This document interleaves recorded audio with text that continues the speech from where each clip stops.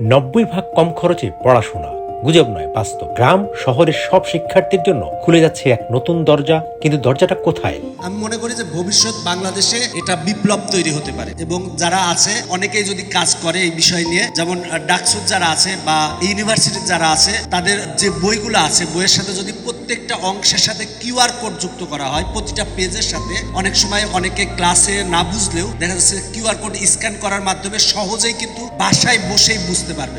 স্কুলের পাশাপাশি coaching, private, প্রতি মাসে বাড়তি টাকা গুনছেন? থামুন, এই বাড়তি খরচের দিন আজ থেকেই শেষ। একটা বাচ্চার স্কুলে বাদ দিয়ে সে কোচিংয়ে যাচ্ছে, প্রাইভেট পড়তেছে বা ব্যাচে পড়তেছে। আমরা যে সিস্টেম নিয়ে আসছি, এই সিস্টেমের ফলে তার কিচ্ছু লাগতেছে না।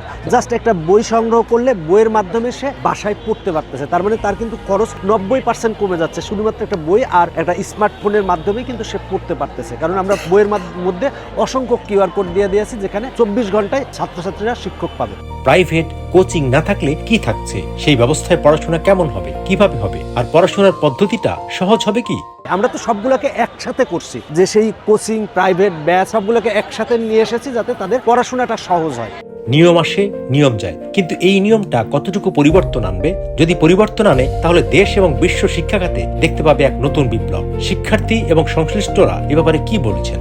এটা অবশ্যই চেঞ্জ আনবে, কারণ অনেক সময় দেখা যায় আমরা যখন আগে টিচারদের কাছে প্রাইভেট পড়তাম, সবসময় কিন্তু টিচার অ্যাভেলেবেল ছিল না, বাট এখন কিন্তু বইয়ের মাধ্যমে তারা সবসময় অ্যাভেলেবেল পাচ্ছে। যখন মন চাচ্ছে তখন কিন্তু দেখতে পাচ্ছে যেটা সলিউশনটা কিভাবে হচ্ছে। একজন কিন্তু ভিডিওতে সুন্দরভাবে ভেঙে বোঝাচ্ছে প্রবলেমগুলো। গত 4 বছর ধরে আমি এখানে পড়াই, তো আমি টেকনিক ইজি এডুকেশনের প্ল্যাটফর্ম অনেক আগে থেকে ফলো করি। তো আমি চেষ্টা করলাম, যেহেতু আমার পড়ানোর ইচ্ছা, তো আমি টেকনিক ইজি এডুকেশন এখানে এসে যোগাযোগ করি। আমার দুর্দান্ত লাগছে, কারণ আমার মনে হচ্ছে যে এটা আসলে শিক্ষার্থীদের জন্য অনেক উপকার আসবে, এবং সেখানে আমি নিজেকে রাখতে পেরে আমার আসলে খুব ভালো লাগছে। যে সকল স্টুডেন্টরা আর্থিক সমস্যা আছে, তাদের কষ্টের দিন শেষ। এখন থেকে তার কাছেও থাকছে শিক্ষক এবং শেখার সেরা পদ্ধতি। নিশ্চয়তা নিয়ে পাশে থাকছেন এক ঝাঁক মেধাবী শিক্ষক। অনেক শিক্ষার্থী আছে যারা খুব আর্থিক প্রবলেমে থাকে, তারা গ্রামে, বিশেষ করে প্রত্যন্ত গ্রামে টিচার নেওয়া বা রাখার সুযোগ সুবিধা থাকে না। তো আমার মনে হয় এই বইটি যারা সংগ্রহ করবে, তারা যারা দূরে আছে তারাও পড়তে পারবে, কারণ এখানে আসলে টিচার আছে, আমরা নিজেই বুঝাই দিচ্ছি তাকে গিয়ে। এটা হলো যে একটু ইউনিক বই। মনে করেন কি যে আমার রাতে 10টা না 12টা না 1টা না, আমার যে কোনো সময় আমি যদি কোনো কিছু জানতে চাইতেছি, জাস্ট একটা স্ক্যান করতেছি, আমার টিচার এসে পড়তেছে। আমাদের আজকের ইভেন্টের থিমটাই হচ্ছে ক্লাসরুমের বাইরে শিক্ষার্থীদের ক্রিয়েটিভিটিকে এনহ্যান্স করা। সে জায়গা থেকে টেকনিক ইজি এডুকেশন, যেটা সরাসরি স্কুল কলেজ ছেলে মেয়েদের নিয়ে কাজ করে, টেকনিক্যালি তাদেরকে একাডেমিক সাপোর্ট দেয়।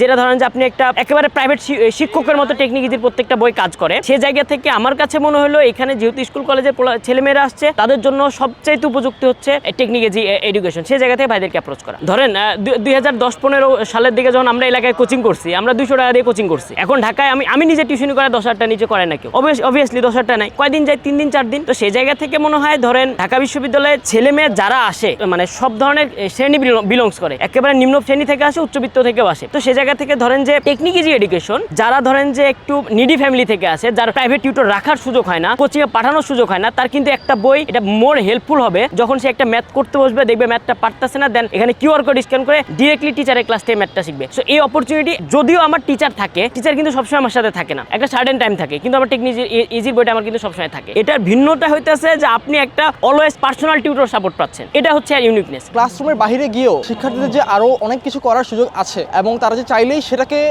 বের করে আনতে পারে, সেটার আসলে একটা মুক্ত মঞ্চ হতে পারে আমাদের এই আয়োজনটা।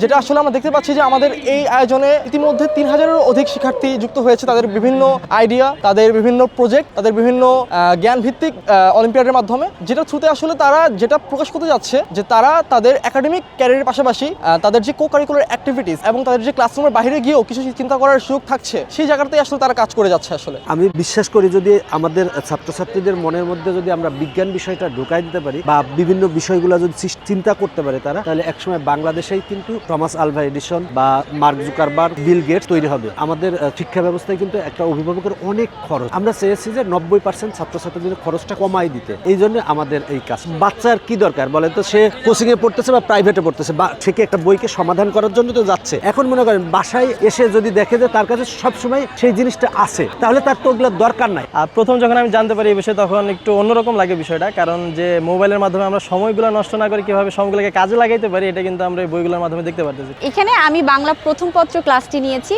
যেখানে আমার যতগুলো শর্ট সিলেবাস আছে, ফুল সিলেবাস আছে, সব কিছুর ঠিক গল্প, কবিতা, সেখানে একটা স্টুডেন্ট বুঝতে পারছে না, যেমন এখানে আমার কাছে আছে জীবন বিনিময়, সেটা বুঝতে পারছে না, চাইলে সেখানে স্ক্যান করলে সব কিছু পড়া ডিটেলসে বুঝতে পারবে। এটার জন্য মনে করেন কি যে যেমন আমার পরীক্ষা আমার পড়ালেখা হইতেছে, এর মধ্যে আমার মানে স্টাডিটাও ভালো হইতেছে, এই জন্য আর কি নেওয়া। আমার আম্মু ফার্স্টে ভাবছিল কি যে এটা কেমন বই হবে, দেন আমি যে সময় আনলাম বাসায় পড়াশোনা শুরু করলাম, দেন আমার ফ্যামিলি আমার বলছে না তুমি ভালো করতেছো, চালিয়ে যাও, কোনো সমস্যা নেই। আমি মনে করি যে এটা বাংলাদেশের জন্য নয়, সারা বিশ্বের জন্য বিপ্লব।